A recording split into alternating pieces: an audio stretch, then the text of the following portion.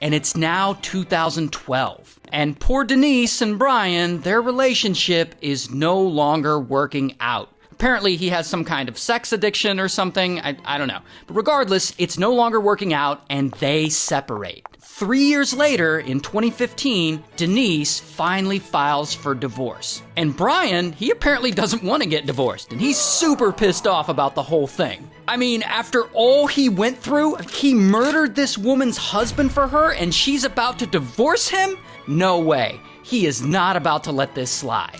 And so late one morning, around 2:30 a.m., Brian sneaks over to her house, and he hides in the back of her SUV, and he waits. A few hours later, it's daylight out now, and she gets in and she starts driving to work. And suddenly, pow, Brian jumps over into the back seat and he pulls out a pew-pew and he points it right at her. And he starts yelling directions at her like he wants her to drive to a specific place. But unfortunately for him, Denise is stubborn. She doesn't listen and she immediately pulls over to a nearby CVS parking lot. But Brian isn't gonna stop. He orders her to call off the divorce. And she's like, yeah, sure, we can work this out. I mean, she's just saying that because she doesn't want to get shot. And so once she agrees to call off the divorce, Brian calms down and she drives him to a nearby park where he had parked his truck and she drops him off. And Brian apologizes for holding her at gunpoint while Denise agrees to get back together with him and not tell the police about this.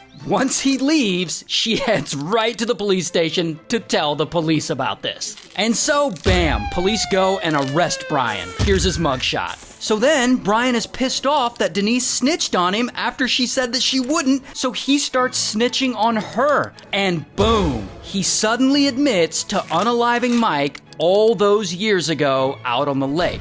But he informs them that Denise was also involved in the plot too, and that they should go arrest her. So then, bam, police go and arrest Denise. Here's her mugshot. A widow in Tallahassee is now charged with conspiring to murder her husband. And so Brian takes a plea deal and he gets 20 years in prison, while Denise gets life. But then she's later resentenced to 30 years.